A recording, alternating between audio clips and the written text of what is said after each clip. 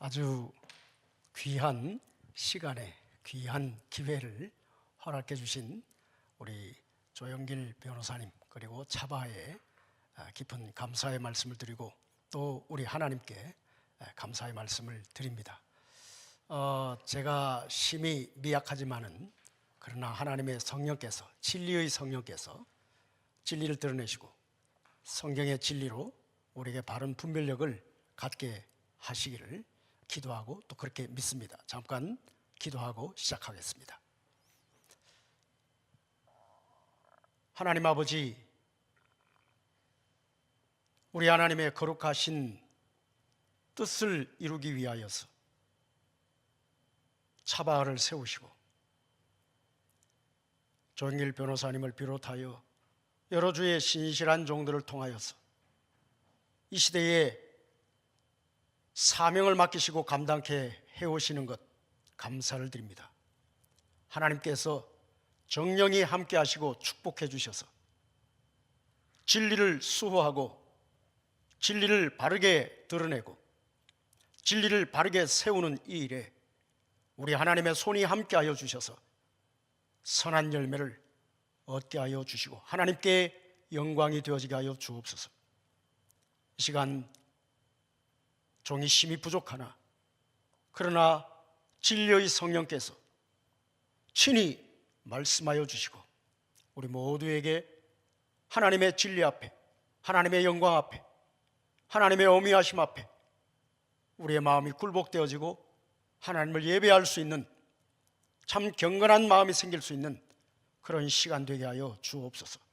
시종을 의탁드리옵고 우리 주 예수 그리스도의 이름으로 기도하옵나이다. 아멘.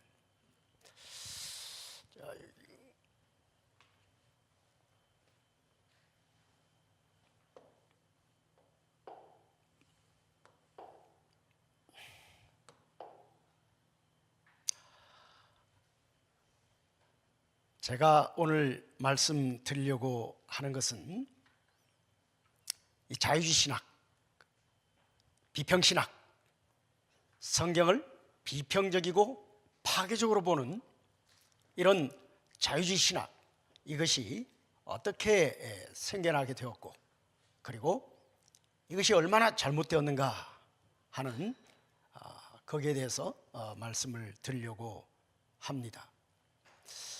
우리가 신학교를 분류할 때 자유주의 신학교다 또는 신정통주의 신학교다 또는 복음주의 신학교다 또는 개혁주의 신학교다 이런 말을 합니다. 그러니까 신학교들도 어떤 신학 사조에 속해 있느냐에 따라서 이렇게 분류를 할 수가 있다는 말이죠. 그러니까 신학의 네 가지 사조가 있습니다. 하나는 자유주의 신학 사조가 있고 그리고 신정통주의 신학 사조가 있고 복음주의 신학 사조가 있고 개혁주의 신학 사조가 있습니다.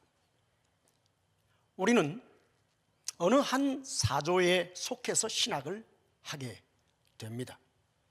이 네 가지 신학 사조는 성경관에 따른 분류입니다.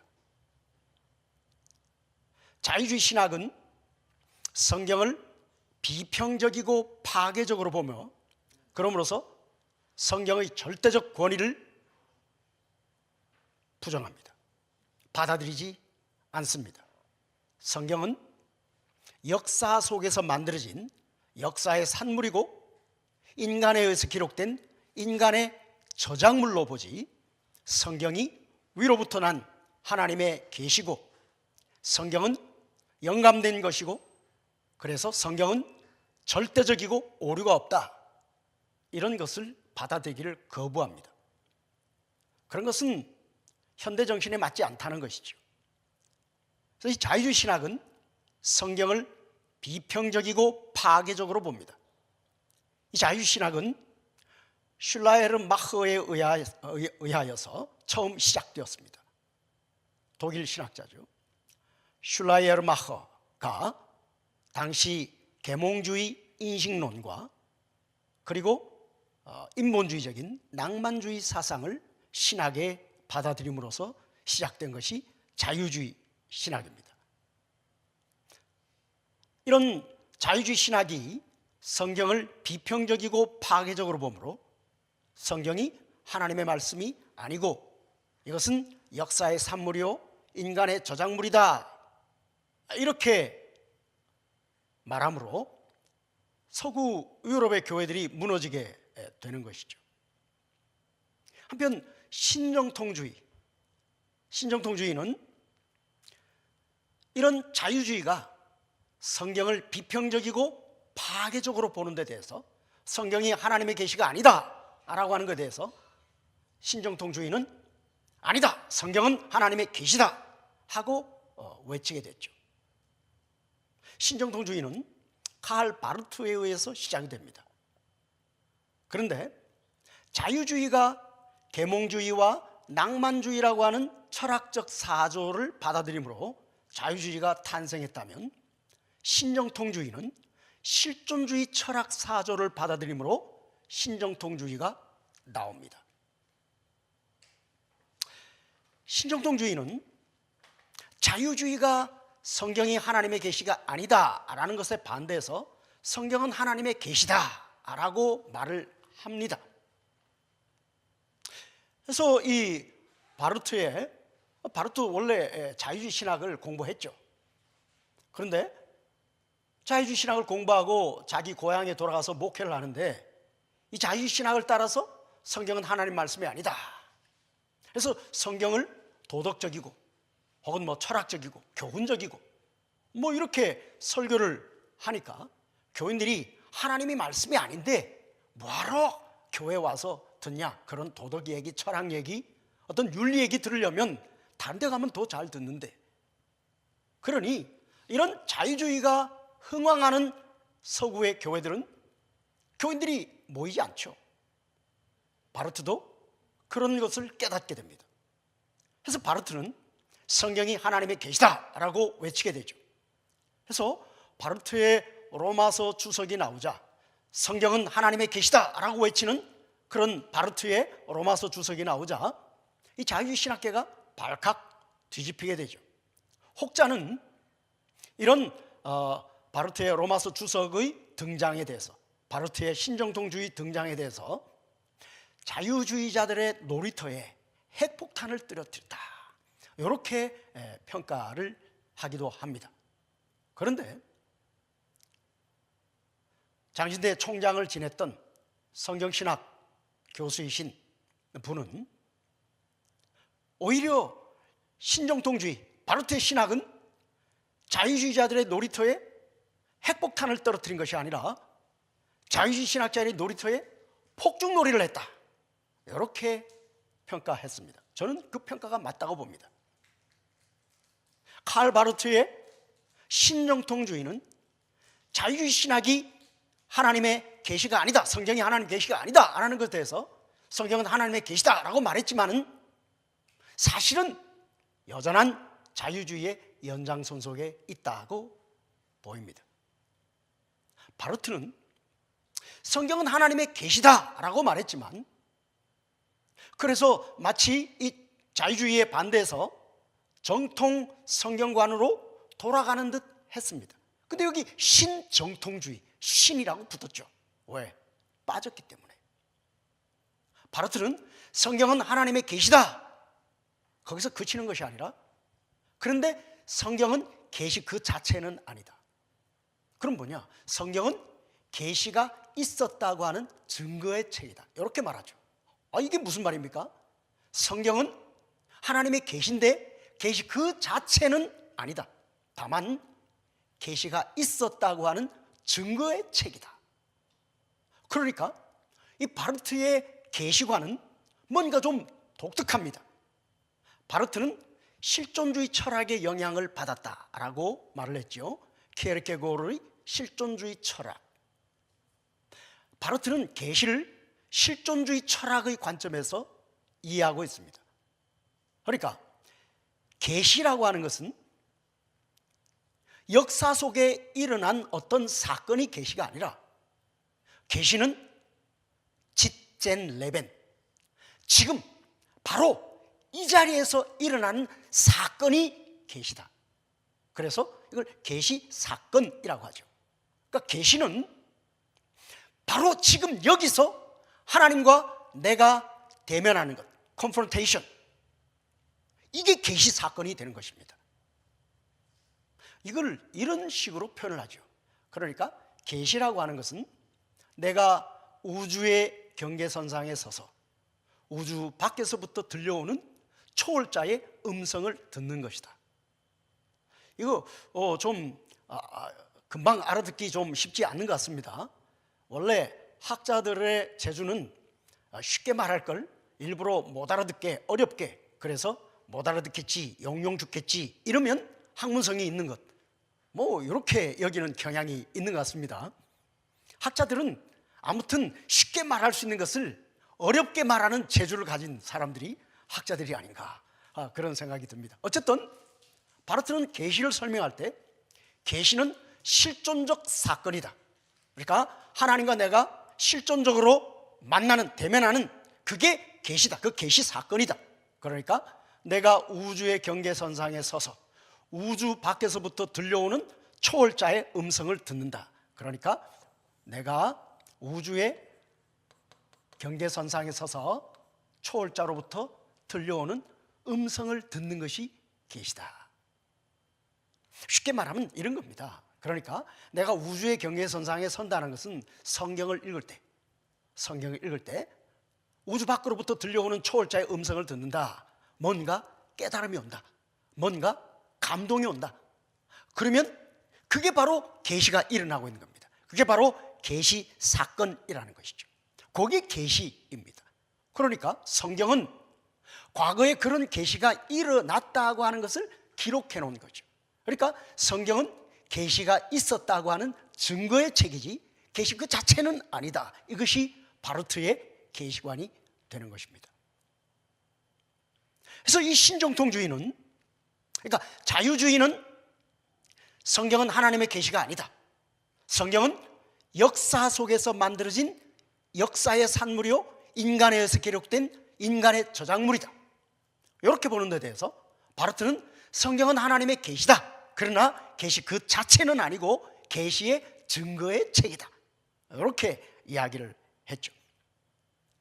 복음주의는 성경의 절대적 권위를 인정합니다. 복음주의는 성경은 하나님의 계시다라고 이야기를 하죠. 복음주의는 언제 누구에 의해서 시작되었는가가 좀 학자들마다 의견이 분분하기 때문에 딱 뭐라고 말하기는 어려울 것 같습니다. 자유주의는 분명합니다. 슐라이 에르마흐에 의해서 독일의 그런 낭만주의 사상 그리고 계몽주의 여기에 영향을 받아서 시작됐다. 분명합니다. 칼 바르트의 신정통주의 역시 바르트에 의해서 그런 실존주의 철학의 영향을 받아서 시작되었다. 분명합니다. 그러나 복음주의는 언제 누구에 의해서 시작되었는가 좀 불분명합니다. 뭐 어떤 사람은 요나단 에드워드의 대각성 때부터 이렇게 얘기하는 사람도 있고, 어떤 사람들은 아예 어거스틴부터 얘기하는 사람도 있고, 매우 다양하기 때문에 딱히 분명하게 말씀드리기는 어려울 것 같습니다. 그러나 저의 견해를 말씀드리자면 복음주의는 말틴 루터가 대표라 이렇게 볼 수 있다고 봅니다. 말틴 루터의 성경관. 그러니까 말틴 루터는 성경은 하나님의 계시다. 그래서 성경은 절대적인 권위를 가진다. 그래서 로마 가톨릭이 이 성경에 이탈한 것을 성경으로 다시 돌리려고 했죠. 성경으로 돌아가자. 기독교 신앙의 원천으로 돌아가자. 아드 폰테스라는 말을 썼죠. 아드 폰테스, 근원으로, 그런 뜻입니다. 근원으로. 이거는 사실 르네상스에서 쓰던 용어죠. 근원으로, 아드 폰테스. 그러니까 이 이탈리아에는 사실 그때 유럽 16세기 당시 학문의 중심지는 유럽 대륙, 특히 프랑스 파리죠. 이탈리아에는 학문이 좀 일천했습니다. 그런데 이탈리아의 그 베네치 가문 있죠. 이 베네치 가문, 이 가문은 장사를 하는 가문이죠. 이 장사를 잘하려면 말을 잘해야죠. 수사학. 그래서 수사학에 관심을 가지게 됩니다. 수사학의 대가 그러면 그리스 철학자들을 떠올리게 되고, 그래서 그리스 철학자들의 그 수사학을 연구하게 됩니다. 그런데 라틴어로 번역된 그 그리스 철학자들의 글을 가지고 수사학을 연구하는데 한계가 있게 되죠. 예를 든다면 우리말로 간장공장 공장장은 된장공장 공장장, 이것을 영어로 번역하면 그런 수사학적 맛이 나겠습니까? 그러니까 이게 원전을 읽어야 되겠다. 그래서 원전으로 돌아가자. 그래서 아드 폰테스, 근원으로. 그렇게 해서 이 그리스 철학자들의 원전을 읽게 되어졌죠. 그래서 이런 르네상스의 영향으로 에라스무스가 또 신약 성경을 원전, 그리스어로 출판하게 되어지고, 그래서 성경을 원전으로 읽게 되어지고, 그러면서 로마 가톨릭이 이 성경과 다른 그런 제도와 가르침들을 가지고 종교를 부패시킨, 기독교를 부패시킨 여기에 대해서 루터는 기독교 신앙의 원천은 성경과 초대교회다. 아드 폰테스, 근원으로 돌아가자. 기독교 신앙의 근원은 성경과 초대교회로 돌아가자. 그래서 back to the original, 원천으로 돌아가자. 그 말이 성경으로 돌아가자, back to the scripture. 그리고 초대교회로 돌아가자, back to the early church. 그래서 초대교회는 성경 위에 세워진 가장 순수한 그런 신앙으로 보았던 것이죠. 그래서 초대교회로 돌아가자, 성경으로 돌아가자, 이게 종교개혁의 모토가 되어졌죠. 그래서 루터가 종교개혁을 일으킵니다. 성경으로 돌아가자 그랬는데, 그러니까 루터는 성경으로 돌아가자라고 했을 때 이신칭의의 교리, 이게 루터에게는 성경으로 돌아가자 했을 때 거의 전부가 되었고,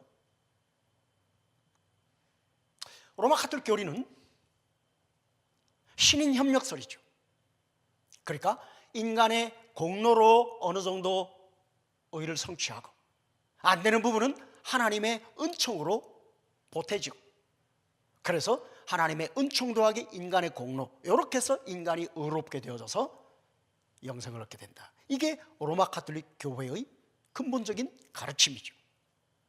근데 이 은총을 주는 이 권한을 예수님께서 베드로에게 맡겼고, 그 베드로는 그 은총권을 가진, 열쇠권을 가진 그런 사람이고, 그 베드로를 계승하는 것이 로마 감독이고, 그래서 이 로마 감독 교황, 이 교황제가 교회의 표지가 되는 것이죠.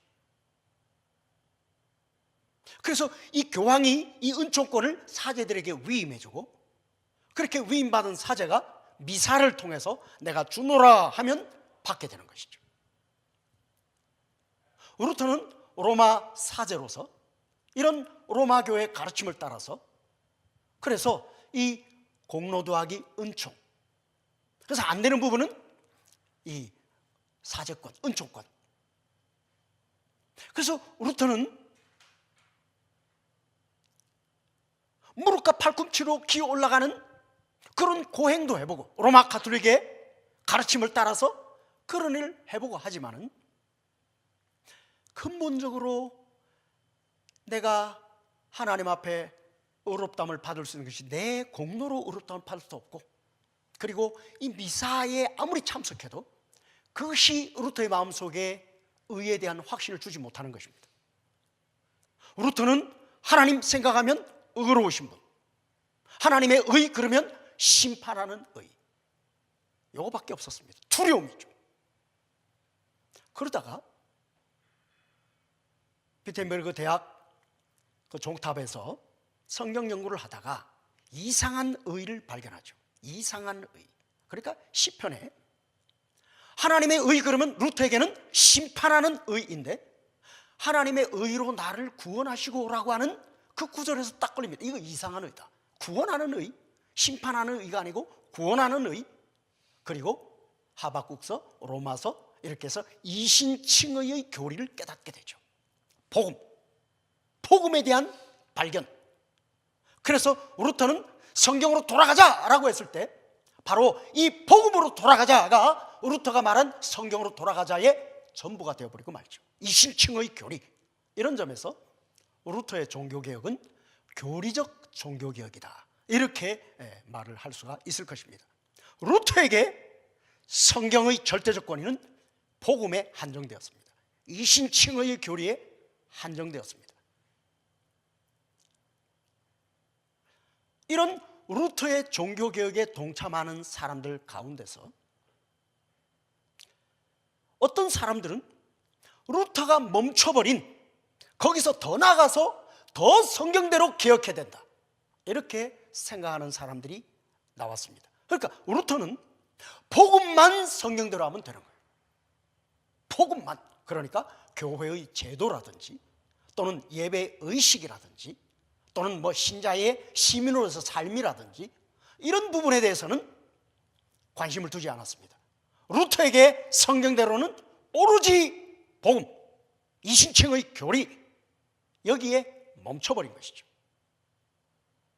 그런데 루터의 종교개혁에 동참하면서도 이 이신칭의 교리를 거기서 멈추지 말고 더 나아가서 교회의 제도도 성경대로, 교회의 예배의식도 성경대로, 신자의 시민으로서의 삶에까지 성경대로, 그래서 성경의 절대적 권위를 교리, 복음 여기에만 한정시키지 않고 교회의 제도와 예배의식 그리고 신자의 시민의 삶에까지 성경의 절대적 권위를 세우려고 했던 사람들이 개혁주의자들입니다. 그러니까 이들은 이렇게 말했죠. 한 번 개혁된 교회는 계속해서 개혁되어 간다. 하나님의 말씀을 따라서. 에클레시아 레포르마타 셈퍼 에스트 레포르만다. 한 번 개혁된 교회는 루터의 종교개혁이죠. 그 이신칭의 교리, 여기서 멈춰서는 안 되고 계속해서 성경대로 개혁해야 된다. 교회의 제도와 예배의식과 더 나아가서 신자의 시민으로서의 삶에까지 성경은 우리의 어떻게 믿어야 할 바뿐만 아니라 교회의 제도와 생활 그리고 신자의 시민의 삶에까지 성경은 절대적인 권위를 가진다. 표준이 된다. 이게 개혁주의입니다. 그러니까 복음주의와 개혁주의는 똑같이 성경의 절대적 권위를 인정하지만은 복음주의는 복음에만 성경대로, 그러면 나머지 부분은 그건 알아서 해도 된다. 그러나 이 성경들의 복음에만 일치하면 함께 이 복음 전파를 위해서 협력하자. 이것을 좀 브로드한 넓은 의미에서 복음주의에 대한 정의다, 이렇게 말할 수가 있다면, 개혁주의는 복음주의와 같이 성경의 절대적 권위를 인정하지만은 복음에만 한정시키는 것을 거부하고 더 나아가서 모든 영역에 성경의 절대적 권위를 세우려고 하는 것을 개혁주의라고 말을 합니다. 이 개혁주의라는 말, reformed라는 말은 reformation에서 오는 것은 아닙니다. reformation 그러면, 종교개혁 그러면 네 가지 유형이 있습니다. 첫 번째는 루터파 종교개혁이 있고, 두 번째는 개혁파 종교개혁이 있고, 세 번째는 급진적 종교개혁이 있고, 네 번째는 영국 국교회가 있습니다. 혹은 카운터 리포메이션을 종교개혁에 포함시키는 분들도 있지만은 카운터 리포메이션은 종교개혁에 포함시키는 것이 적절하지 않아 보입니다. 트렌트 종교회의라고도 하죠. 이 카운터 리포메이션은 로마 가톨릭 내에서 자체적으로 일어난 교회개혁운동, 그러니까 이 종교개혁 운동이, 개신교 운동이 확산되는 것을 막기 위해서 맞불 작전을 한 것이 이게 카운터 리포메이션입니다. 종교개혁의 의미를 로마 가톨릭 교회, 곧 교황주의로 대변되는 로마 가톨릭 교회로부터의 분리 혹은 단절, 그래서 이걸 개신교라고 이야기를 합니다. 그것을 종교개혁의 본질로 볼 때에 카운터 리포메이션은 종교개혁으로 보기가 어렵다고 보여집니다. 그러니까 종교개혁은 네 가지 유형이 있습니다. 루터란 리포메이션, 리폼드 리포메이션, 레디컬 리포메이션, 그리고 처치 오브 잉글랜드, 이렇게 있는데, 이 루터파 사람들이, 이 개혁파 사람들이 한 번 개혁된 교회는 계속해서 개혁돼 간다, 하나님의 말씀을 따라서. 그러니까 루터파 사람들이 이 사람들을 조롱하면서 부른 말이 알았다 알았다 그래 개혁파, 그래서 개혁파라는 명칭이 붙게 됩니다. 그러니까 리폼드라는 말은 리포메이션에서 오는 것보다는 바로 이 개혁파 신학자들, 그러니까 칼빈, 스빙글리, 마틴 부서, 존 낙스, 크랜머, 무스클루스, 오클람 파디우스 등등, 이런 개혁파 신학자들이 한 번 개혁된 교회는 계속해서 개혁돼가 된다, 하나님의 말씀을 따라서.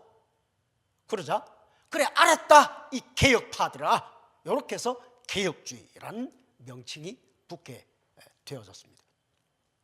그러니까 우리는 이런 네 가지 신학 사조, 자유주의, 복음주의, 신정통주의, 그리고 개혁주의 가운데서 우리는 개혁주의야말로 가장 올바른 성경관을 가진 그런 신학 사조라고 확신하는 것입니다. 성경은 개혁주의를 지지하고 개혁주의는 성경을 전폭적으로 지지합니다.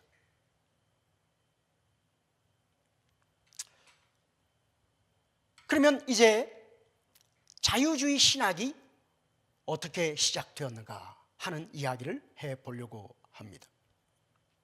자유주의 신학은 앞에 말씀드렸듯이 계몽주의 철학의 영향으로 시작이 되어집니다. 계몽주의와 낭만주의의 영향을 받아서 시작이 되어지죠. 계몽주의, 엔라이튼먼트라고 그러죠. 엔라이튼먼트. 계몽주의는 데카르트에 의해서 처음 시작되죠. 데카르트. 그러니까 코지토 에르고 줌이라고 그렇게 이야기를 했죠. 코기토 혹은 뭐 코지토, 뭐 코기토 에르고 줌, 줌이라고 하든 숨이라고 하든 뭐 상관 않겠습니다. 나는 생각한다, 고로 존재한다. 이 말이 무슨 말입니까? 인간의 이성의 가치를 강조하는 것이죠. 그래서 이 데카르트로부터 계몽주의가 시작이 됩니다. 중세 때 인식론은 교회가 진리야 하면 사람들은 그걸 진리로 받아야 됩니다. 만약에 교회가 진리야 했는데 받아들이지 않으면 교회 재판을 받아서 뭐 처벌받거나 죽는 거죠. 교회가 저 바다 끝에 가면 뚝 떨어진 낭떠러지가 있다, 그럼 그렇게 믿어야 하는 겁니다. 뭐 거기에 다른 얘기하면 종교재판에 넘겨지는 거죠.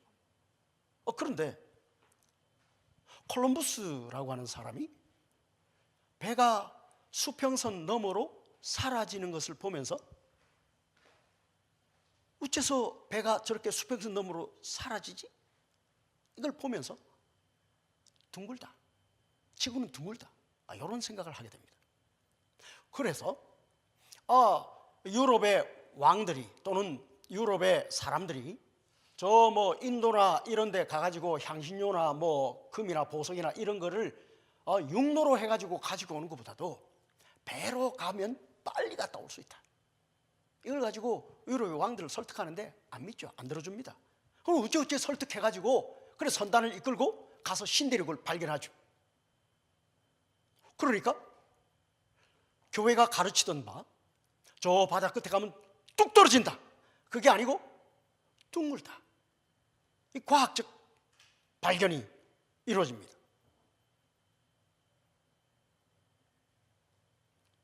콜럼버스의 이런 신대륙의 발견, 또한 코페르니쿠스라든지 또는 갈릴레오 같은 사람들이 천동설이 아닌 지동설, 그러니까 교회는 지구를 중심으로 태양이 돈다, 천체가 돈다, 천동설을 이야기를 했는데, 그런데 아니 갈릴레오가 교회 천장에 매달려 있는 시계추가 움직이는데 그 밑에 그림자가 움직입니다. 이렇게 돕니다.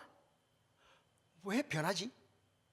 이걸 생각하면서 지구가 돈다, 이걸 깨닫게 됩니다. 그래서 지동설을 이야기를 하죠.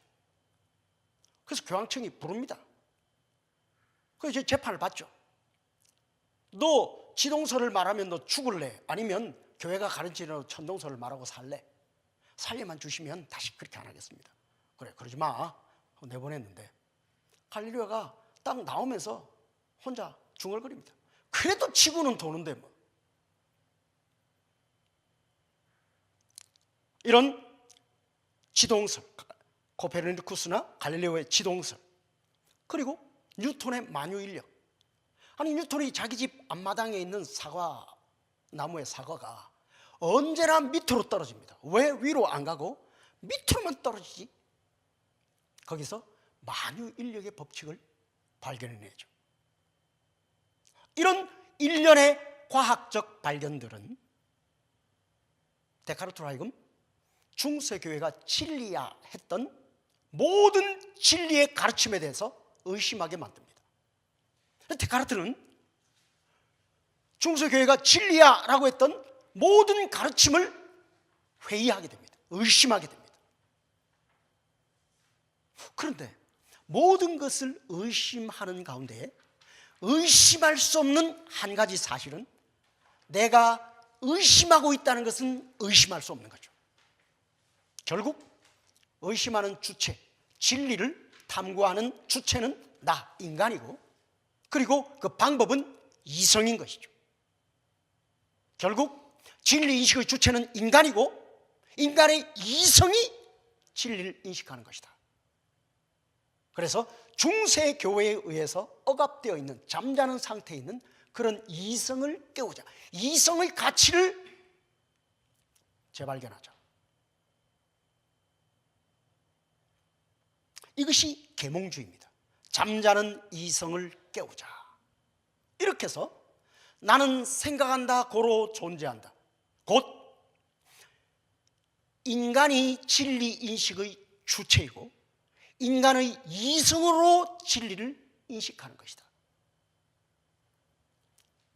요거를 대변하는 말이 코기토 에르고 숨, 나는 생각한다, 고로 존재한다 라고 하는 그 말에 담겨있는 의미인 것입니다.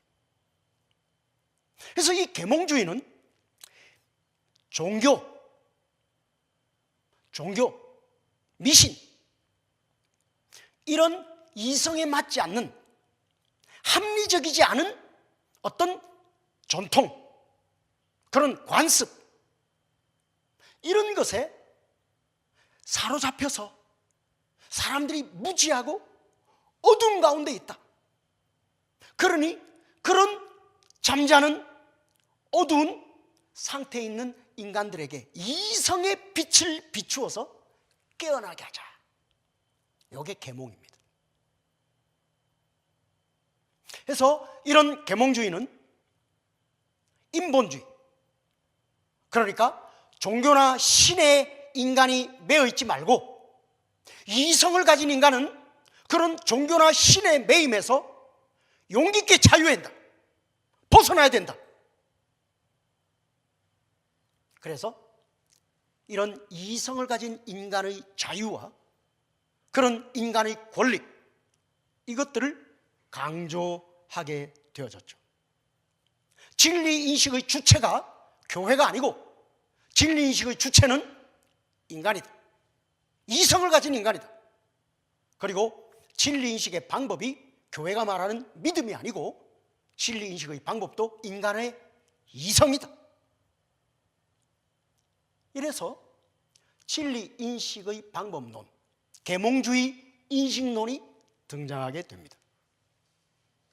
그 계몽주의 인식론은 독일을 중심으로는 합리주의가, 그리고 섬나라 영국을 중심으로는 경험주의가 발행하게 됩니다. 이성주의는, 그러니까 우리가 어떤 것을 진리로 아는 것은 이성으로 알게 된다 하는 것이죠. 선험적 이성, 경험 이전의 이성. 그러니까 뭐 한 예를 든다면 서울에서 어떤 새를 잡았는데 까매요. 대전에서 똑같은 새를 잡았는데 까매요. 부산에서 똑같은 새를 잡았는데 까매. 그럼 강릉에서 똑같은 새를 잡으면 까말까요, 안 까말까요? 까맣다라고 추론할 수 있겠죠. 만약 경험주의 같으면 경험주의는 경험하지 않으면 알 수 없다. 이성주의는 경험하지 않아도 선험적 이성으로 알 수 있다. 경험주의 같으면 이 세상 모든 똑같은 새를 다 잡아서 예외 없이 까마니까 그건 까맣다라고 말하면 경험주의가 되겠지만, 이성주의는 그러지 않아도 이성을 가지고 추론하면 딱 경험하지 않아도 알 수 있는 거죠.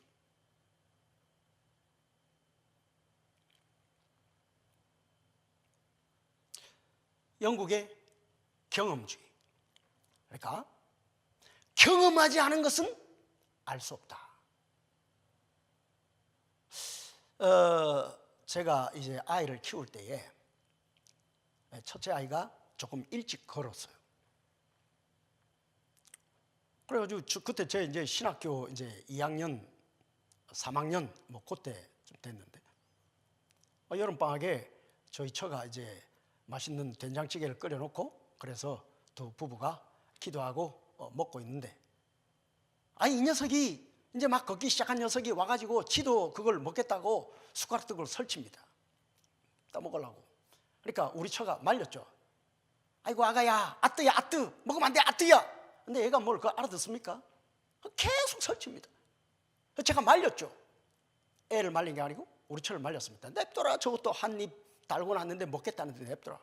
드디어 떠가지고 입에 넣는 순간 무슨 일이 벌어지겠습니까? 아, 뜨겁다고 난리 났죠. 그런데 그 아이에게 얘야, 뜨겁다는 건 말이야, 손에 통각 신경이 있어가지고 그 신경 그 느껴서 신경세포와 신경세포의 전달, 신경세포와 신경세포 사이에는 시냅스라는 게 있어서 거기에 화학 전달 물질이 나와서 그 다음 신경세포로 전달돼가지고, 그래서 쭉 타고 가지고 전기적으로 전달돼가지고 이 뇌 피질에서 이거 뜨거운 거다 하고 분석해가지고 그 다음 운동신경을 통해서 손 떼라, 이게 뜨거운 거다, 알았냐? 이게 이성주의죠. 경험주의는 띄어보지 않는 이상은 뜨거운 걸 알 수 없다. 이 경험주의고.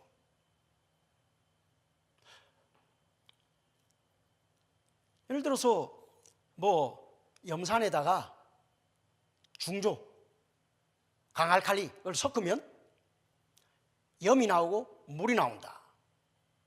그걸 화학식으로 가르치겠죠. 그래서 전기분해하면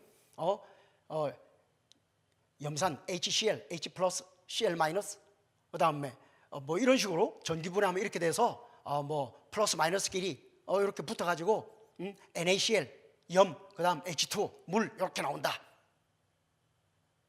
이건 이성주의적 가르침이겠죠. 영국에서는 그렇게 안 합니다.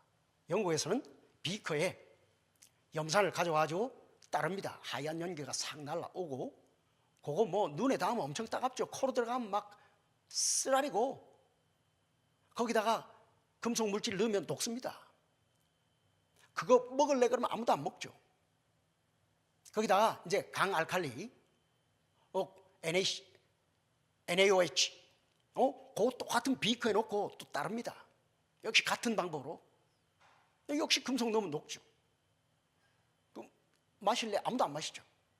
그걸 붓습니다. 조금 있으면 밑에 하얀 게 가라앉고 위에는 맑은 게 뜹니다. 그럼 선생님이 숟가락을 딱 넣어가지고 하얗게 가라앉은 거 딱 떠가지고 먹어볼 사람? 아무도 안 먹죠. 선생님이 먹습니다. 애들은 기겁을 하죠. 선생님 죽는다. 아무것도 안 와. 소금이거든.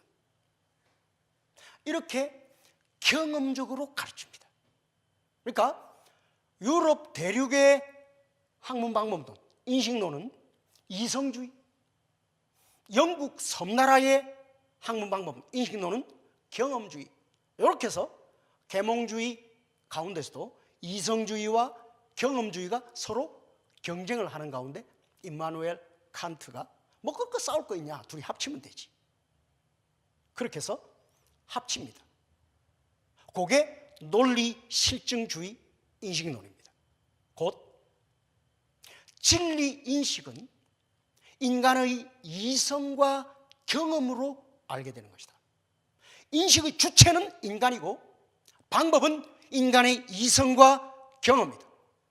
그러니까 단순히 경험주의만 말하면 하얀 종이에다가 그냥 정보만 잔뜩 기록해 놓은 것뿐이에요. 이성을 가지고 그것을 조합하고 추론하고 그럼으로써 알 수 있는 거죠. 이게 논리 실증주의입니다. 그러니까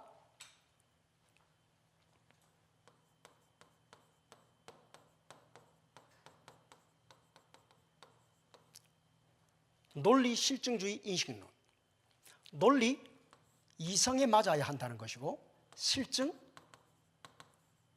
경험에 맞아야 한다는 것이죠.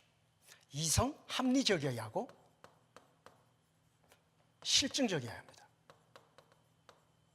곧 이건 객관적이어야 하고 이건 보편적이어야 합니다.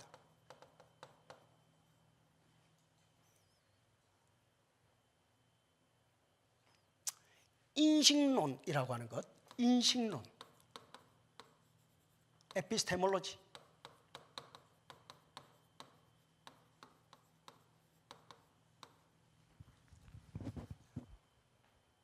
우리가 진리를 어떻게 진리로 아느냐, 이게 인식론이죠. 우리가 진리를 어떻게 알고 그것이 진리라는 걸 어떻게 아냐, 인식론입니다. 이걸 다른 말로 바꾸면 학문방법론입니다. 학문방법.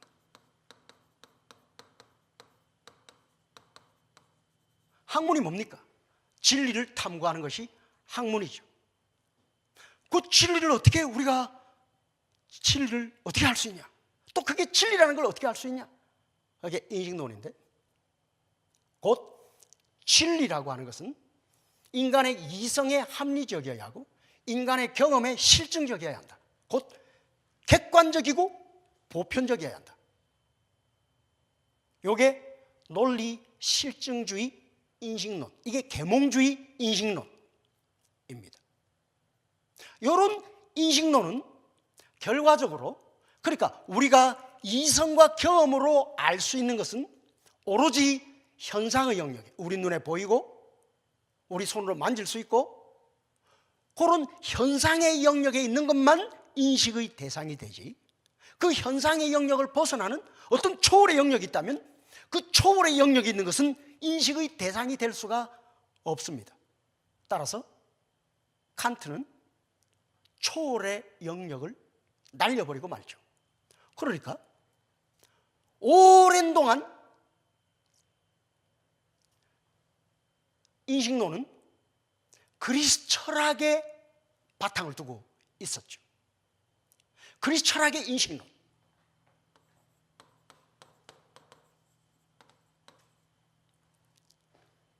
이원론이라고 그러죠. 그러니까 그리스 철학은 현상과 초월 이렇게 나눠놓고 여기서 이걸 볼 것인지 아니면 여기서 이걸 볼 것인지, 이게 그리스 철학이죠. 흔히 말하면 이걸 플라톤식이라고 그러고 이거를 아리스토텔레스식이라고 그럽니다. 그러니까 처음에 이 그리스 철학이 시작될 때 보면 먼저 자연주의 철학부터 시작하죠. 그러니까 자연주의 철학자들은 이 현상의 영역에 뭔가, 예를 들어서 강아지가 자라더니 새끼를 낳고 그 새끼가 자라더니 또 새끼를 낳고 죽고 자라고 죽고 뭐 생성, 변화, 소멸, 이 현상의 영역에 뭔가 생성, 변화, 소멸 이런 것들로 가득 차 있는데 뭐가 그렇게 하지? 이게 이제 서양 철학의 시작입니다. 철학, 필로소피가 뭐고? 그 다음 소피아 지혜, 필로스 사랑, 애지 지혜를 사랑한다. 지혜? 그러니까 도대체 이 현상의 영역에 무엇이 생성 그리고 변화, 소멸하는 이게 뭐가 그렇게 하는 거지? 이걸 아는 것이 지혜인 것이죠. 그 지혜를 사랑하는 자가 철학자인 것이고, 그래서 이런 철학자들이 등장했습니다. 근데 그 철학자들은 어떻게 말했냐면 그 물이 그러는 거야, 아니 공기가 그러는 거야, 아니 그 원소가 그러는 거야, 아니 불이 그러는 거야. 이렇게 어떤 자연 안에 있는 어떤 것들을 가지고 그 원리를 찾으려고 했습니다. 그래서 이런 철학자들 자연주의 철학자라고 합니다. 우리가 흔히 대표적으로 이름 들면 알 수 있는 사람, 탈레스 같은 이런 자연주의 철학자들이 나서서 자기들이 뭔가 진리를 알고 있다, 지혜자다. 그래서 이 철학자들을 숭상하고 그런 분위기가 생겨났죠. 그래서 그리스 아테네 거리에 이런 철학자들이 자기가 지혜를 가지고 있다, 지혜자다. 그래서 자기의 지혜를 자랑하고 있는데 그 거리에 어떤 사람이 나타나가지고 그 지혜자라고 하는 사람들 보고 붙잡고 묻기 시작합니다. 네가 아는 게 뭐냐? 그러면 막 썰프겠죠. 물이 그러는 것이다. 그건 어떻게 되는 건데? 그럼 또 막 얘기를 합니다. 그건 또 어떻게 되는 건데? 이런 문답법. 그래서 그 마지막에는 모르겠다라고 말하면 그래 몰라 바보네, 야 이 바보야, 바본 줄 알아라 이 바보야 하고 싹 가는 사람이 나타났죠. 너 자신을 알라, 너 자신을 알라. 철학에서는 무지의 지라고 말합니다. 무지의 지, 바본 줄 알아라의 바보야, 그런 뜻이죠. 이 사람이 바로 소크라테스죠. 그래서 사람들이 소크라테스를 붙잡고 묻습니다. 그럼 니는 뭘 아는데? 니는 바보 아니냐? 나도 바보야. 그렇지만 바보도 등급이 있다 이 바보야. 바본 줄 모르는 바보가 있고 바본 줄 아는 바보가 있다 이 바보야. 그러니까 소크라테스는 뭘 말하냐면 야 이 바보들아, 여기에서만 찾지 말고 요것도 있다. 그래서 초월의 영역을 말하게 되죠. 그래서 이원론이 시작됩니다. 현상과 초월. 그래서 여기에 뭐 개, 바둑이, 멍멍이, 메리, 독국, 쫑 그러면 이 초월의 영역에 이 개의 원형이 있다. 거기서부터 이게 시작되는 거다. 이 초월이라는 영역이 있다. 초월이라는 영역이. 그럼 사람들이 묻죠. 너는 그게 있다는 걸 어떻게 하냐? 영어로 보면 보인다. 그래서 소크라테스를 영혼 철학자라고도 부릅니다. 영혼으로 보면 보인다. 소크라테스에게 영혼은 이성을 의미하는 것이라고 볼 수 있겠습니다. 어쨌든 영혼으로 보면 보이는 세계가 있다. 소크라테스의 제자가 플라톤이죠. 플라톤은 스승이 영혼으로 보면 보이는 세계. 그러니까 소크라테스는 그게 뭔지는 나도 몰라. 그래도 나도 바보는 바보지만 너희는 그게 있다는 것도 모르는 바보고 나는 그게 있다는 건 알지만 그게 뭔지는 몰라. 그러니까 바보도 등급이 있어요. 바보야. 너 자신을 알아라. 바본 줄 알아. 바보야. 플라톤이 등장을 해서 이제 이 초월의 영역에 요거를 헬라어로 보인다가 이데인입니다. 이데인. 그래서 요걸 이데아라고 부르는 겁니다. 그래서 요걸 이데아의 영역이라고 이렇게 이데아. 그러니까 여기 바둑이 멍멍이 메리 독구 종이 있으면 여기 개의 원형이 되는 그게 여기 있어서 여기 여기로 들어와가지고 바둑이 멍멍이 메리 독종 이런 걸 만들어낸다 이거죠. 그래서 플라톤은 여기서 이렇게 봐야 된다. 이게 플라톤식의 사고가 되는 것이죠. 아리스토텔레스는 그래, 이게 여기로 들어와가지고 이렇게 한다고? 그럼 여기로 들어온 거를 먼저 생각하고 여기로 가야지. 왜? 이렇게 보냐? 이렇게 봐야지. 그렇게 생각합니다. 그래서 아리스토텔레스는 사원인설을 말하죠. 그러니까 요 들어온 게 요 네 가지. 첫 번째, 진료인. 그러니까 강아지를 만들려면 강아지를 만드는 진료, 그 진료를 만드는 진료인이 있어야 된다. 진료인. 그 다음에 형상인, 강아지 모양을 만드는 형상인. 다음 작동인, 움직이게 하는 작동인. 그 다음 목적인, 목적 있게 움직여야지. 진료인, 형상인, 작동인, 목적인. 이걸 사원인설이라고 합니다. 그래서 아리스토텔레스는 여기에 들어와 있는 거를 살핌으로써 이걸 아는 대로 가야 되지. 요거는 아리스토텔레스.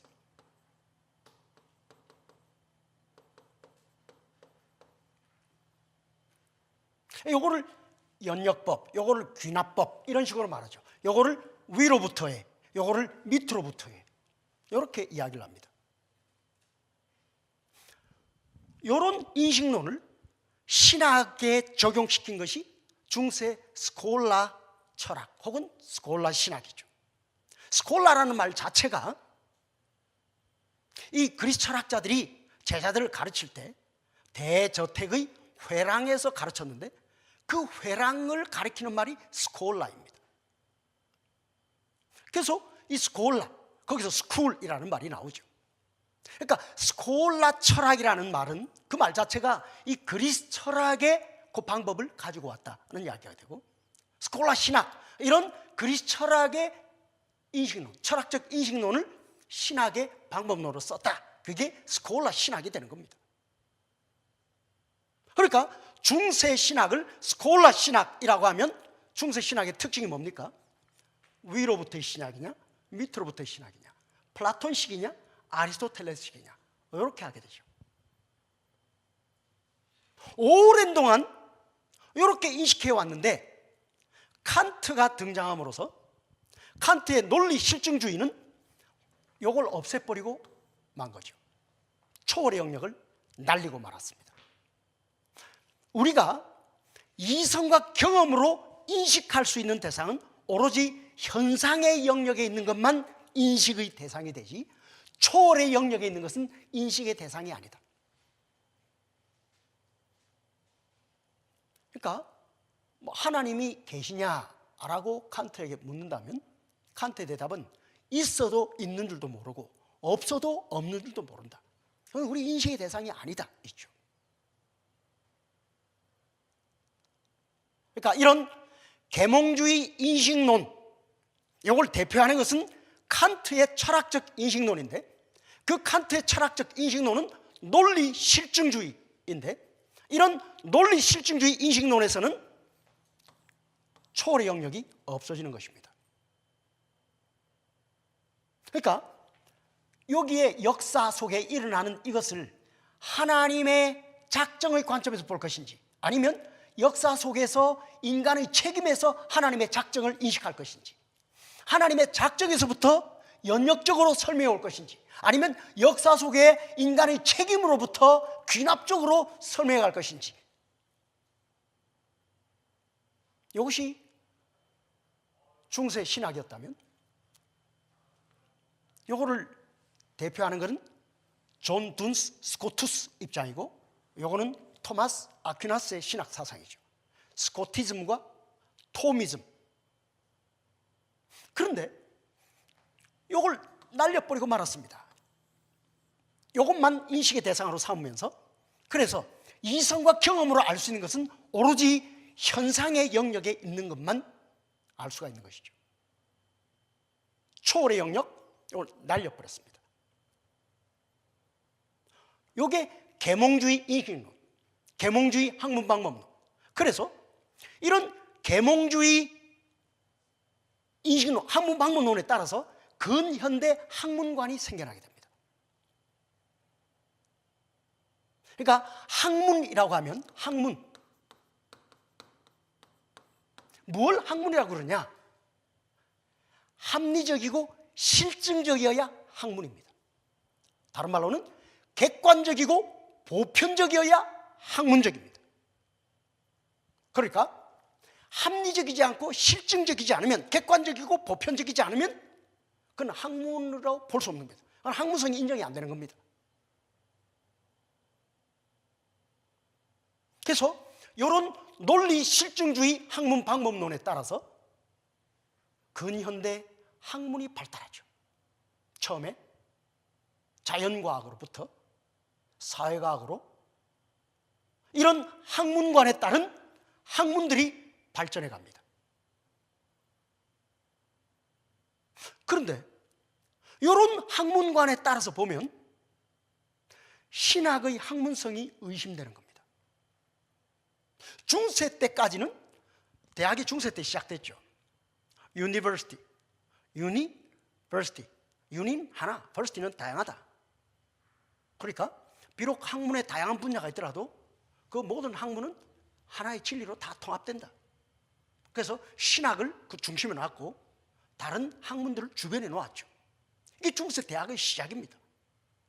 그런데 이제 대학에 이런 계몽주의 학문관, 계몽주의 인식론에 따른 학문, 이것이 확산되면서 이 학문을, 그래서 이걸 과학 그러니까 science라는 말은 영어로 학문도 되고 과학도 되죠. 그러니까 근현대의 지성, 현대인들의 지성은 학문적 지성, 과학적 지성입니다.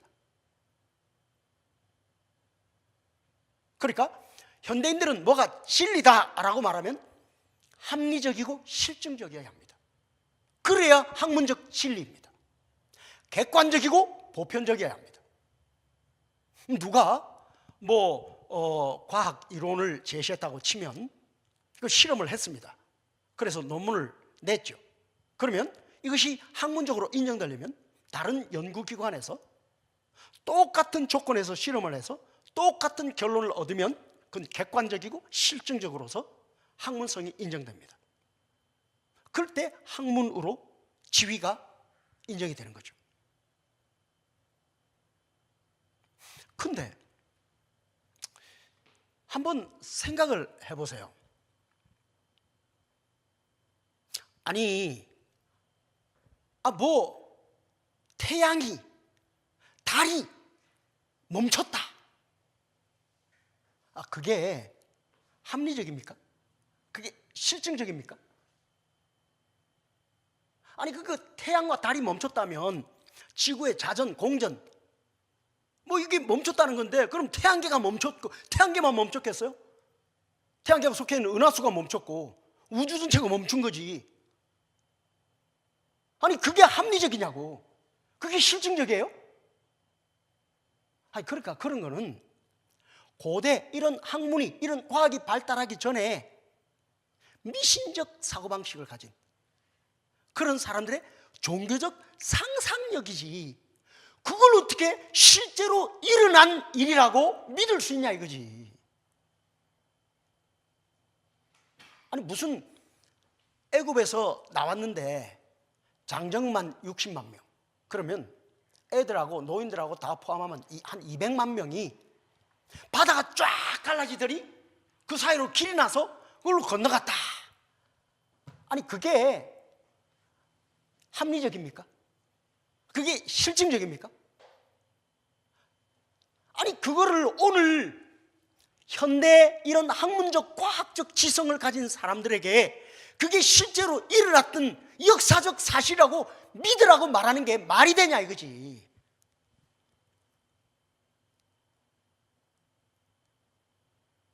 아니, 하나님이 사람이 되어가지고 왔는데 죽었다가 살아났어? 아니, 그게 합리적입니까? 실증적입니까? 말이 안 되는 소리지. 그러니까 성경의 절대 조건이, 성경은 하나님의 말씀으로서, 계시로서 이거는 오류가 없는 절대적인 권위를 갖는 것이다. 이렇게 보면 안 된다는 거죠.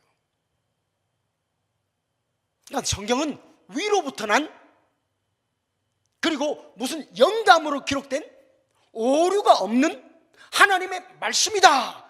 이런 거는 종교적인 신념이지, 그거는 학문이 될 수 없는 거예요. 그거는.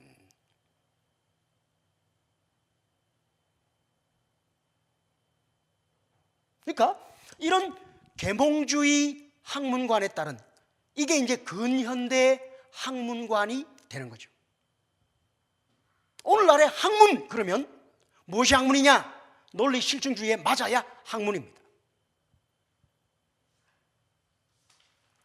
그래서 자연스럽게 신학의 학문성에 대한 도전이 일어나게 되죠.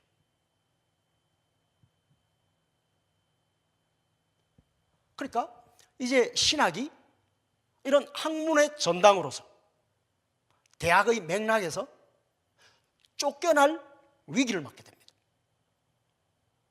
이런 가운데 이 신학 쪽에서는, 교회 쪽에서는 두 가지 반응을 할 수가 있죠. 하나는 이렇게 이 학문의 전당이 되어진 그런 대학의 맥락에서 나와서 교회가 운영하는 신학교로 하든지, 아니면 대학에 남아있든지. 그래서 일단의 사람들은 이 대학의 맥락에서 나와서 신학교를 세웁니다. 교회가 운영하는 신학교를 세우죠. 그렇게 해서 하버드, 예일 뭐 이런 것들이 세워집니다. 그런데 슐라이르마흐는 이런 학문의 전당이 되어진 대학의 맥락 속에서 신학을 계속하겠다는 거죠. 그러니까 신학도 이런 학문 방법을 따라서 신학을 하면 되는 거 아니냐 이거죠. 그래서 이런 계몽주의 학문 방법론, 이것을 신학에 받아들이게 됩니다. 낭만주의라고 하는 것은 독일의 낭만주의, 헤르더, 그리고 그의 제자 막스 쉘러, 이런 사람으로 대변되는 독일의 낭만주의, 로맨티시즘. 가장 간략하게 낭만주의를 이야기하면, 낭만주의는 지독한 인본주의 사상입니다. 낭만주의가 뭡니까? 아름답다. 아름다운 것을 아름답다고 인식하는 존재는 우주의 인간밖에 없다. 그런 인간은 아름답다. 그러니 그런 인간은 우주의 중심이다. 막스 쉘러가 책을 썼죠. 우주의 중심은 무엇인가? 그 책의 답은 우주의 중심은 인간이다. 왜? 인간은 모든 우주 만물들 가운데서 아름다움을 아름답다고 인식하는 존재는 인간밖에 없다. 그런 인간은 우주의 중심이다. 이게 낭만주의의 핵심 사상입니다. 인본주의죠.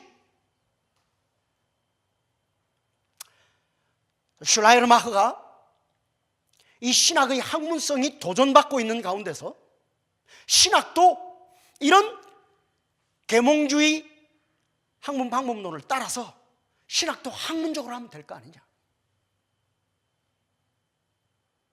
이렇게 해서 시작된 것이 자유주의 신학입니다. 자유주의, 그러니까 과거 교회의 전통, 신학적 전통, 과거 교회의 어떤 신앙적 관습, 이런 데 매이지 아니하고, 신앙 고백 이런 데 매이지 아니하고 이 학문 방법을 따라서 자유하겠다. 이게 자유주의 신학입니다.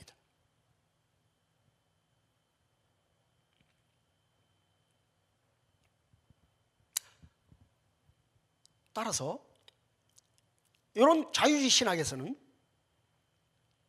그러니까 뭐 이스라엘 백성들이 출애굽할 때 뭐 10가지 재앙, 그걸 어떻게 설명하냐면, 그 고대 사람들은 우리처럼 과학적 이런 학문적 지성을 갖지 못했기 때문에 신화적 세계관을 가지고 사는 그런 미신적인 생각을 하고 그런 분위기 속에서 살아간 사람들이에요. 그러니까 그런 사람들이 어떤 종교적 감성이 충만해가지고 그런 종교적 감성으로 자기 민족의 역사를 뻥튀기 하는 거지. 무슨 목적을 가지고. 그러니까 10가지 재앙은 사실은 화산 폭발이야. 근데 오늘처럼 이런 과학적으로, 학문적으로 화산 폭발을 설명할 수 없어가지고 그거를 10가지 재앙 이렇게 종교적으로 얘기한 거지. 홍해를 건너긴 무슨 홍해를 건너. 그냥 붉은 해조류가 난 그 얕은 바닷가를 거닐었지. 그거를 뻥튀기 해가지고 혹은 종교적 상상력을 발휘해가지고 홍해가 갈라져가지고 건넜다. 그렇게 말해놓은 거지. 무슨 요단강이 갈라져. 상류에서 지진이 일어났지. 혹은 폭우가 쏟아졌거나 그래서 산사태가 난 거야. 그래서 위에서 내려오던 물이 막혔지. 그러니 요단강을 그 물이 막혔으니까 이제 안 흐르니까 건넜고 물무게기를 이지 못한 그 자연댐이 무너지면서 다시 흐르고 그런 거지. 예수님이 무슨 무리를 걸어 무리를 걷기는. 달밤에 예수님이 시원한 호수 바람이 쉬고 싶어서 나갔는데 제자들이 보니까 예수님의 그 호수에 비친 그 그림자가 얼마나 아름답든지 나중에 그거를 뻥튀기 해가지고 예수님 무리를 걸었다 이렇게 써놓은 거지.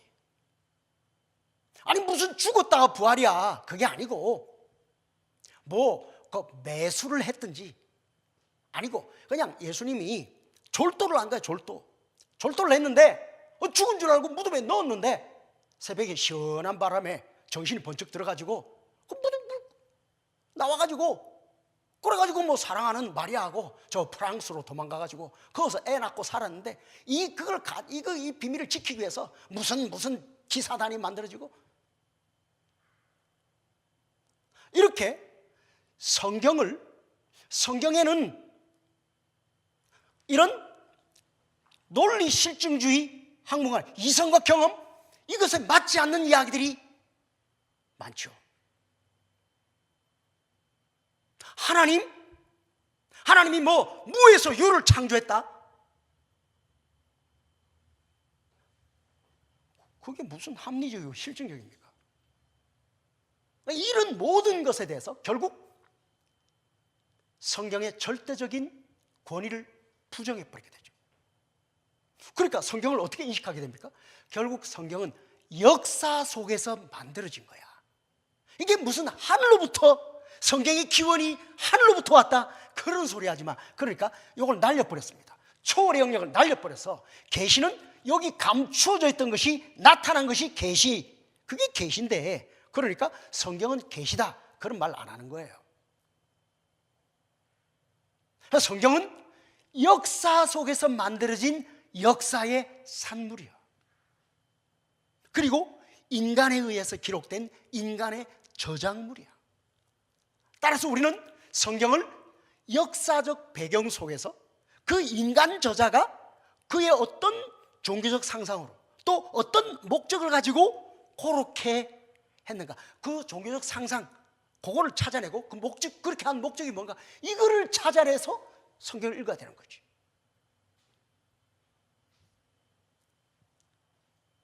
이게 자유주의 신학이 됩니다. 그래서 이런 자유주의 신학은 제일 처음에 복음서의 예수 연구로부터 시작합니다. 복음서의 예수 연구, The Quest of Historical Jesus, 역사적 예수 연구라고 합니다. 곧 복음서에 기록된 예수와 실제 역사 속에 살았던 실존 예수는 다르다. 복음서의 예수는 기독교 신앙을 가진 사람들에서 신앙 고백적으로 선포된 예수이지 그 예수와 역사 속에 실제 있던 예수는 같지 않다. 따라서 역사 속에 실제 있던 예수를 찾아내자. 이것이 역사적 예수 연구입니다. 그러니까 이 복음서라는 것은 한참 뒤에 예수님의 제자라고 하는 사람들이 요거를 기록한 거 아니겠습니까? 기록할 때도 처음부터 기록이 안 됐겠죠. 구전했겠죠. 구전. 말로 전했겠죠. 그러니까 말을 전할 때 예를 들어서 우리가 달밤에 예수님이 호숫가에 가가지고 그 거니실 때 그 예수님의 그림자가 호수에 쫙 얼마나 아름다웠냐. 그때 우리 그때가 그립다. 뭐 이런 걸 전하다 보면 나중에 그게 뻥튀기가 되고 거기 어떤 상상이 가미되면서 예수님 무리를 걸었다. 이렇게 구전이 되다가 그걸 누군가가 기록한 거야. 근데 그걸 누군가가 또 그런 기록한 이런 여러 문서들인데 그걸 누군가가 또 편집한 거야. 그래서 복음서가 나온 거야.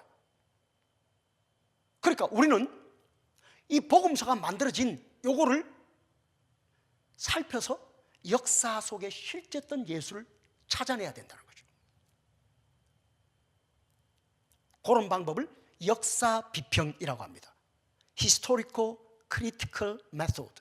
역사 비평 방식. 역사 비평. 곧 성경은 역사 속에서 기록된 것이고 인간의 저작물이니까 이거를 이런 논리 실증주의 학문 방법을 따라서 연구를 해서 역사 속에 실제했던 예수를 찾고 그 예수의 메시지가 무슨 의미인지를, 오늘 우리에게 무슨 의미를 갖는지를 찾아내야 되는 거예요. 그렇게 해서 나오는 방법이 양식 비평, 편집 비평이라고 하는 겁니다. 양식 비평, form criticism. 편집 비평, editorial criticism. 그러니까 이 구전하다 보면 어느 정도 구전하다 보면 이렇게 전해지다 보면 일정한 양식을 갖추게 된다. 예를 들어서 뭐 우리나라 건국 신화 같은 경우 뭐 그거를 처음에 뭐 어떤 보통 그 나라들의 건국 신화는 무당들에 의해서 전수되죠. 이게 전달되어 오면서 그게 어떤 일정한 양식을 갖추게 되지 않겠습니까? 그거를 거꾸로 과정을 밟아가면 원래 게 나오고, 이게 양식 비평이죠. Form criticism. 그러니까 뭐 너무 자세하게 설명할 것까지는 없을 것 같습니다. 그러니까 기본적으로 양식 비평이란 구전됐다. 그 구전하면서 어떤 일정한 양식을 갖추게 됐다. 그러니 그걸 거꾸로 밟아가면 원래 게 나온다. 이게 이제 양식 비평. 그러니까 구전하다 보면은 오리지널일수록 짧겠죠. 전달될수록 덧붙여지는 게 많겠죠. 그러니까 동일한 사건을 기록하면서도 짧을수록 오리지널에 가깝고 길수록 덧붙여진 거겠죠. 그러니까 마태, 마가, 누가복음을 공간복음이라고 합니다. 같은 사건을 기록하고 있는데 마가복음이 제일 짧아. 그러니까 마가복음이 먼저 기록됐고 마태나 누가는 그 마가복음에 없는 거를 마태, 누가에 있으니까 그거는, 그러니까 마태와 누가는 마가복음을 참고하면서 다른 문서들을 편집한 것이 마태복음과 누가복음, 이렇게 보는 거죠. 이게 마가복음 우선설이에요. 그러니까 마가복음에 없는 게 있다. 모르니까 그건 키우자려고. 그래서 이렇게 구전돼서 일정한 양식을 갖추게 되었다. 이게 양식 비평. 그런데 그렇게 구전된 것을 누군가가 기록을 했어. 문서. 그런 문서들이 여러 개 있는데 그거를 누군가가 편집한 거야. 그러니 마태복음에서는 자, 이게 어느 문서들을 편집했는지를 찾아야 되겠죠. 요거는 마가복음에서 왔고, 요거는 Q자료에서 왔고, 이런 식으로 하는 것을 편집 비평이라고 합니다. Editorial criticism. 그러니까 계몽주의 학문관에 따라서 신학도 그런 학문적 방식으로 하려고 하면 성경을 역사의 산물이요 인간의 저작물로 보고 성경을 연구해야 합니다. 그래야 논리 실증주의 학문관에 일치하게 되겠죠. 이렇게 해서 복음서의 예수 연구로부터 시작한 이런 비평 성경 해석은, 비평 신학은 이제 신약 신학 전반으로 옮겨갑니다. 예를 들어서 바울의 글, 요즘 세관점 그러는데, 그것도 이게 하나님의 계시가 아니고 이건 바울의 글이야. 바울의 글. 곧 바울 당시의 역사적 배경 속에서 바울의 인식, 그걸 기록한 것이, 그렇게 읽어야 되지.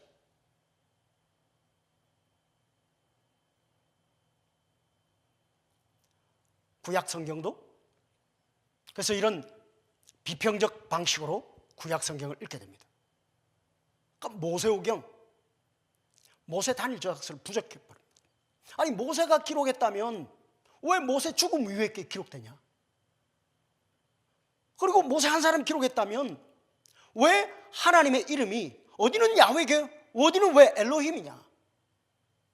그러니까 이거는 모세 단일 저작설이 아니고, 모세가 기록한 게 아니고 여러 문서들을 누군가가 편집한 거야. 그러니까 포로기 이후에 포로로 잡혀갔다가 돌아온 이스라엘 백성들, 거기 누군가가 이 모세오경을 만든 거야. 편집한 거야. 문서들을 가지고 자기 민족의 어떤 역사, 그거를 과장하기 위해서. 그래서 하나님을 엘로힘이라고 부르는 문서, 하나님을 야훼라고 부르는 문서, 이 문서, 제2문서, 이렇게 이야기하다가 이제는 신명기적인 문서도 있어, 또 제사장적인 문서도 있어. 그래서 D문서, P문서, JEDP, 이렇게 문서들을 누군가가 편집한 게 모세오경이야. 그래서 모세오경을 연구하면 제일 먼저 문서부터 구별하면 돼. 제2문서, E문서, D문서, 요거부터 시작합니다. 이사야도 어째서 이사야 1장부터 39장과 40장부터 이후가 톤이 다르냐? 그러니까 이건 한 사람이 쓴 게 아니야. 그러니까 앞에 거는 제1 이사야, 뒤에 거는 제2 이사야, 이렇게 말하다가 이제는 1, 2, 3, 4 이사야, 이렇게 말합니다. 이렇게 신구약 성경 전체를 역사 속에서 만들어진 인간의 저작물로 보면서 성경을 연구하겠다. 그 방식이 역사 비평적 방식. 이게 자유주의 신학의 성경 해석학입니다. 성경 연구 방법이죠. 이런 자유주의 신학은 성경을 따라서 이걸 날려버렸기 때문에 성경이 여기서부터 온 계시다, 그런 건 말이 안 됩니다. 그런 건 조직신학적 편견이고, 그건 성경신학이 아니야. 그건 종교적 신념이지. 그건 진정한 성경신학이 될 수가 없어. 진정한 성경신학은, 성경은 역사 속에서 만들어진 역사의 산물이고 인간이 기록한 인간의 저작물이기 때문에 역사 비평적 방식으로 성경을 연구해야 그게 진정한 성경신학이야.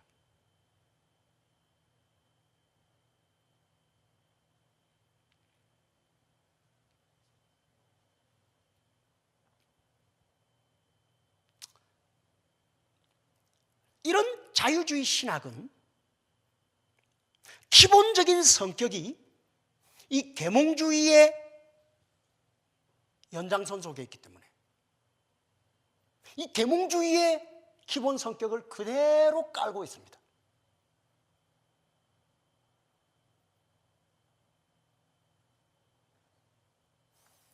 계몽주의의 기본 성격을 가장 잘 드러내는 표 같은 한마디가 있죠. 칸트의 말입니다. 칸트는 이렇게 외쳤습니다. 사페레 아우데, 사페레 아우데. 용기 있게 알려고 해라. 용기 있게 알려고 해라. 다시 말하면 종교의 신념이나 신앙, 관습 이런 데 매여 있지 말고, 칸트는 그런 데 매여 있는 인간의 상태를 가축과 같다고 여겼습니다. 짐승이에요. 그런 어떤 종교적 신념, 신앙 고백, 어떤 종교적 관습, 신앙 이런 것에 매이지 말고 이성을 가진 인간은 용기 있게 그런 데를 끊어버리고 자유해. 그 벗어나라.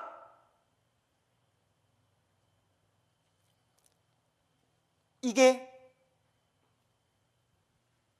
자유주의 신학의 근본 정신입니다. 곧 자유신학, 계몽주의의 연장선 속에서 탄생한 자유주의 신학의 근본적인 성격은 하나님으로부터 인간의 독립선언입니다.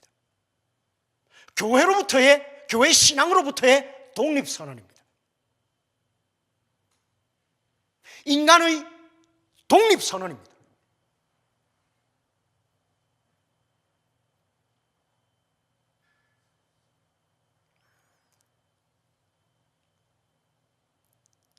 이마누엘 칸트는 1781년 순수 이성 비판을 발표한 후 1788년 실천 이성을 발표하기 전에 1783년 말에 계몽이란 무엇인가라는 질문에 답하는 논문을 썼습니다.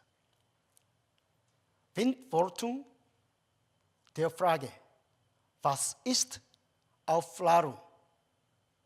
이런 논문을 썼는데, 그 논문에서 칸트는 기독교인을 미성년의 상태로 비견하면서 이성을 가진 인간은 마땅히 미성년의 상태, 후견인이 필요한, 후견인이 없으면 아무것도 못하는 그런 상태는 가축과 같아. 이런 미성년의 상태, 가축과 같은 상태에서 벗어나야 할 것을 그 책에서 강조하고 있습니다. 기독교인들이 기독교의 신조, 신앙 고백 이걸 불변하는 것으로 여기면서 그것에 매여서 그걸 서약하고 그걸 따르고 이런 행위는 칸트가 볼 때는 계몽을 저지하는 행위, 가축과 같은 상태, 미성년의 상태, 이성이 잠자는 상태, 이렇게 이해되었던 것이죠. 그래서 칸트는 그런 미성년의 상태, 가축과 같은 상태에 있는 사람들에게 게으르고 비겁하게 그 위험과 마주치는 것을 두려워하지 말고, 이런 미성년의 상태, 가축과 같은 상태에서 이성을 가진 인간은 용기 있게 자유해라, 해방.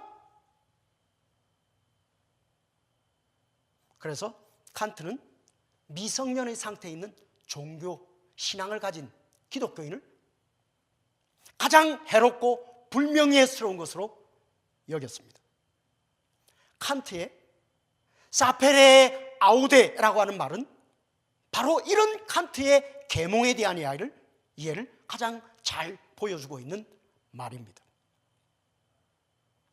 미국 예일대학의 역사학 명예교수이고 유럽 근대 사상사와 문화사의 권위자로 인정받았던 피터 게이라고 하는 사람이 있습니다. 2015년에 소천하셨죠. 이 피터 게이가 책을 썼는데 그 책 제목은 The Enlightenment, The Rise of Modern Paganism. 피터 게이는 이 자유주의 신학을 그냥 신학의 일종으로 여기지 않고 이거는 이교로 여겼습니다. 이단으로 여겼습니다.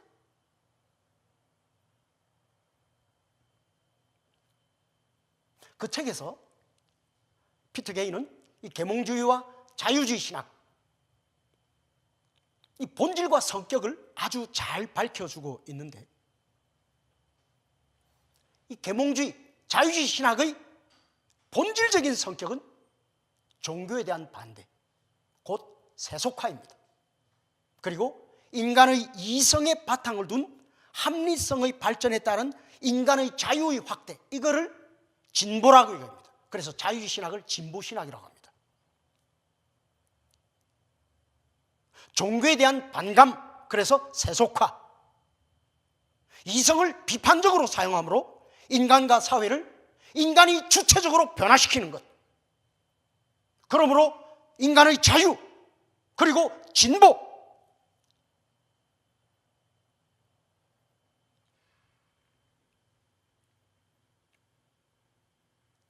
진보라고 하는 말은 매인돼서 끊는다는 것이죠. 그래서 해방, 자유, 그래서 더 앞으로 나아가는 것. 매이지 말고 앞으로 나아가는 것. 그래서 자유주의 신학, 진보 신학. 이런 자유주의 신학은 근본적으로 하나님의 매임, 교회의 매임, 어떤 신앙 고백의 매임, 이런 데서 이성을 가진 인간은 자유해야 된다. 근데 인권의 개념도 여기에서 출발합니다. 인권이란 이성을 가진 인간은 주체적으로 자유롭게 선택할 권한을 갖는다. 그게 인권이다.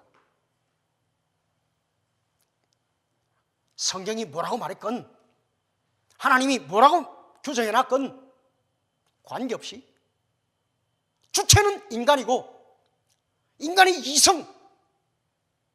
이성을 가진 인간은 자유해야 된다. 어떤 매임에서도 자유, 해방, 이것이 인권이다. 이것이 진보적 인권 개념입니다. 이런 진보적 인권 개념, 계몽주의, 그리고 그런 자유주의 신학, 강조하는 진보, 이거는 인간의 하나님으로부터의 독립선언이고, 하나님을 거부하고 인간 중심,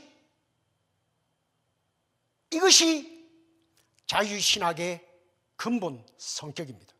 이것이 오늘날 진보의 바탕을 둔 인권의 근본 성격입니다. 여기서 차별금지법, 그러니까 하나님이 남자와 여자를 창조했다, 그런 소리 하지 마. 생물학적으로 어떻든 이성을 가진 내가 주체적으로 내가 선택하는 이 자유, 이게 인권이야. 이거를 막는 거는 반인권적인 거야. 내가 생물학적으로 남자라고 해도 내가 여자라고 하는데, 근데 자유야, 내 인권이야.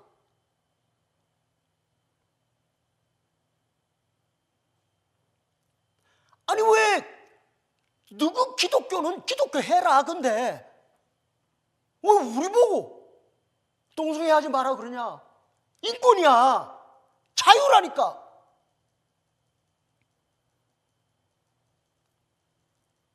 따라서 이런 자유주의 신학이 판을 치는 서구 유럽, 자연스럽게 이런 진보적 사상을 받아들이고, 진보적 사상과 자유주의 신학은 같이 가고, 거기서 진보적 인권 개념이 같이 공유되면서, 따라서 이런 자유주의 신학이 성행하는 유럽은 진보 사상, 그리고 거기에 따른 잘못된 인권 개념, 여러분, 진정한 인권은 인간이 하나님의 형상으로 창조됐다는데, 여기에 진정한 인권이 있는 것입니다.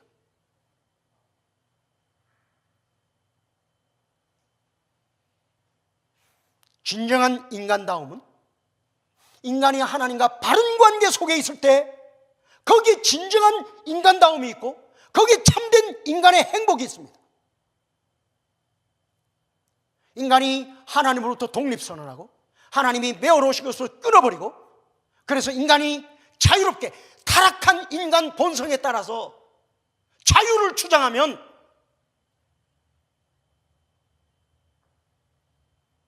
이게 진정한 인권이 될 수 없습니다. 이건 인간을 불행하게 만들 뿐입니다. 이런 인권, 이런 자유, 이런 진보가 이 세상의 유토피아를 이루지 못합니다.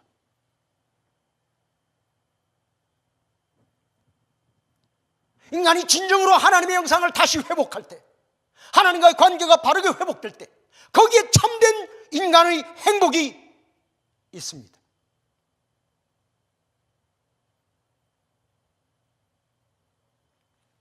인권을 주장하는 목적이 무엇입니까? 행복하기 위해서입니다.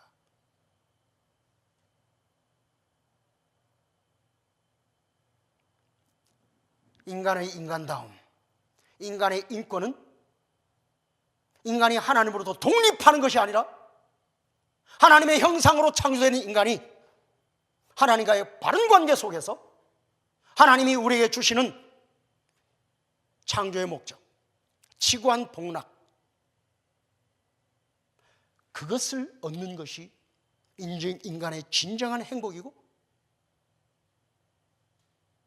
그것이 인간의 인권입니다. 그런데 이 하나님의 형상, 자유, 이것을 잘못 해석함으로 인간은 자유가 있기 때문에 이 자유로 도리어 하나님과의 관계를 끊어버리고 타락한 인간의 본성대로 마음껏 자유를 행하는 것이 인권이다. 이것은 참된 인권이 아닙니다. 거짓된 인권입니다. 인간을 불행하게 만드는 인권입니다.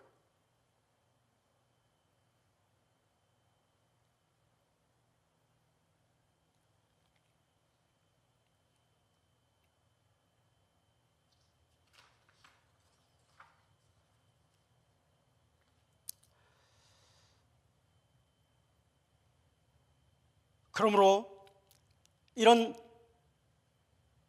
차별금지법을 받아들인 이 차별금지법의 기본 바탕에는 진보적 인권 개념이 있죠. 이런 진보적 인권 개념은 어디서 옵니까? 계몽주의의 뿌리가 있습니다. 그러니까 이성을 가진 인간은 신으로부터 독립한다, 자유한다, 종교로부터 자유한다, 해방, 이런 진보 개념을 이렇게 경제적으로 가진 자와 못 가진 자, 여기서 못 가진 자의 가진 자의 억압으로부터 해방, 이런 진보, 공산주의가 되는 것이고, 성혁명, 남자와 여자, 이것을 벗어나서 이게 진보적 성혁명, 이렇게 되는 것이고,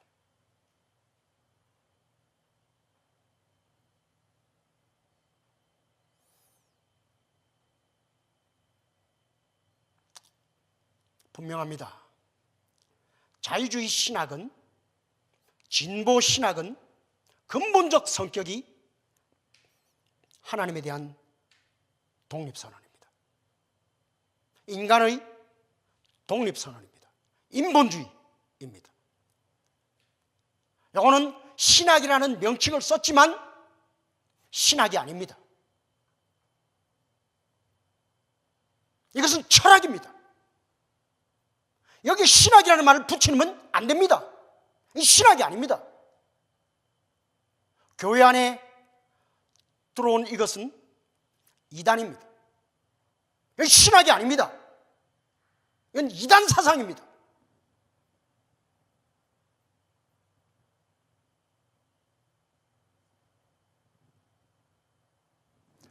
기껏해야 좀 좋게 말해주면 신학이라는 이름을 도용한 유사신학입니다. 자유주의 신학은 신학이 아닙니다. 굳이 신학이라는 이름을 붙이려면 유사신학입니다. 사이비 신학입니다. 신학이라는 이름을 갖다 붙이고 있지만 신학이 아닙니다. 이건 사이비 신학입니다.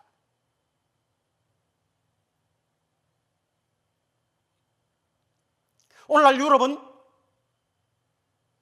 더 이상 과거의 기독교 국가로서의 유럽이 아닙니다.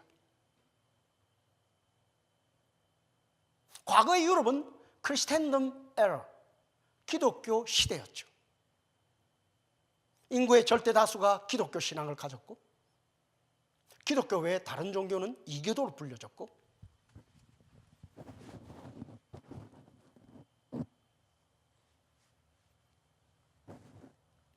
그때는 기독교 시대였습니다. Christian era. 근데 오늘 시대는 포스트 크리스천 에라입니다. 기독교 이후 시대입니다.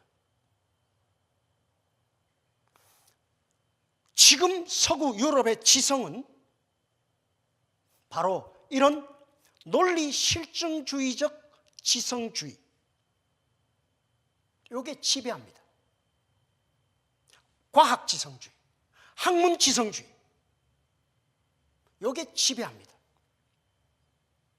그러니까 오늘날 유럽 지성인들에게 이거는 과학이야 라고 말하면 의심할 수 없는 사실이라는 것입니다. 거기에는 반론을 제기하면 안 됩니다. 왜?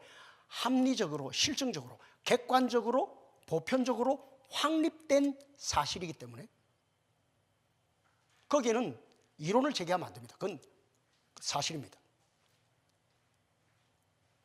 이게 현대 유럽의 지성입니다. 현대 지성입니다. 기독교 인구도 5% 미만입니다. 과거와 달리 지금 기독교는 수세적인 위치에 있습니다. 이런 현대 지성들에게 기독교 신앙이라는 것을 얘기하면 반지성 혹은 지성적이지 못한 사람으로 매도되는 분위기 속에서 수세적인 위치에 있습니다. 이런 포스트 크리스천 에라, 후기 기독교 시대에 변질된 신학이 지배하고 있는데, 그게 바로 서구 유럽의 신학이고 자유주의에 의해서 지배되는 신학이 서구 유럽의 신학인 것입니다.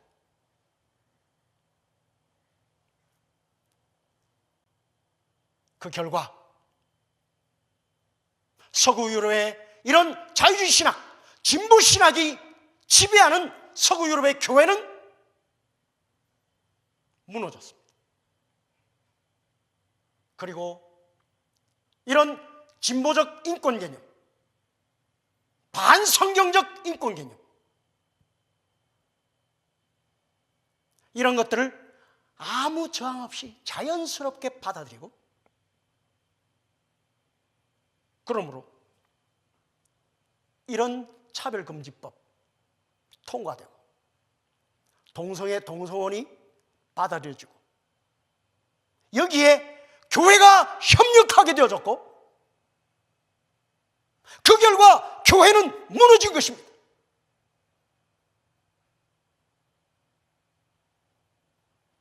자유주의 신학은 신학이 아닙니다. 이건 좋게 봐주면 유사신학이고 정확하게 말하면 이단입니다. 우리 한국교회는 다행스럽게도 성경의 권위를 부정하는 이야기를 하면, 목사님이 강단에서 성경의 권위를 부정하면 교인들은 거부감을 느낍니다. 신앙이 보수적입니다. 다행스럽게도 한국교회는 여전히 성경의 권위를 지켜가고 있습니다. 우리가 이걸 잃어버리면 안 됩니다.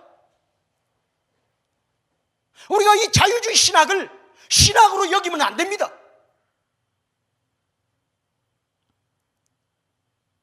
자유주의 신학을 막아야 합니다. 이 성경 비평 신학을 막아야 합니다. 이건 신학이 아닙니다. 이건 이단입니다. 한국교회는 이 자유주의 신학을 막아내고 건전한 신학의 전통을 세우고 이어가야 합니다.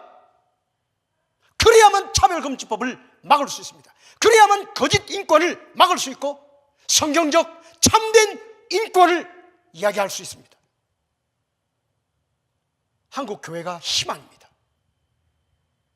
교회가 바른 신학을 지켜가는 것이 이 사회를 위한 빛이요, 이 사회를 위한 선지자의 사명을 감당하는 것입니다.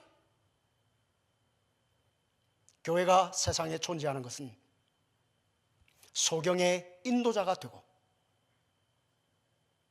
선지자가 되고 빛이 되고 소금이 되기 위한 것입니다. 서구교회는 선지자로서의 사명을 잃어버렸습니다. 함께 소경이 되고 말았습니다. 빛을 잃었고 소금의 맛을 잃었습니다. 그 결과 교회가 몰락했고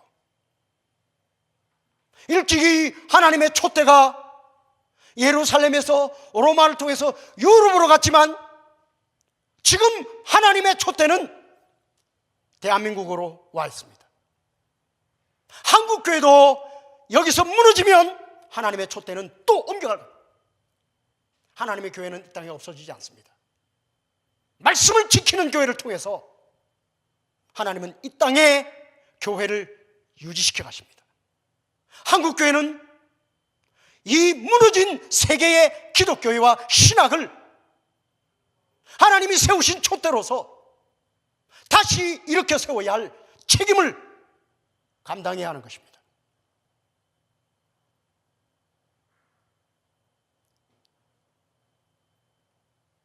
오늘은 여기까지 하고 다음 시간에 이어서 성경의 절대적 권위를 우리가 어떻게 받아들이고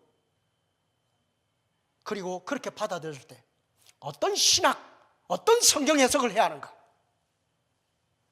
바른 신학, 바른 성경 해석은 무엇인가, 이것에 대해서 우리가 좀 더 확신하는 그런 시간을 갖도록 하겠습니다. 그러므로서 이런 참된 신학, 바른 신학, 한국교회가 이것을 지켜감으로 이것을 지켜야만 차별금지법을 막을 수 있습니다.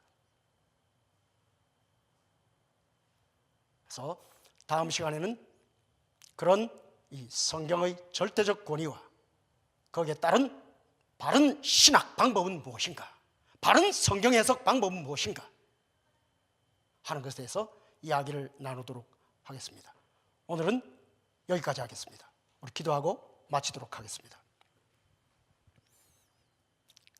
하나님 아버지, 오늘날 서구 유럽의 교회들이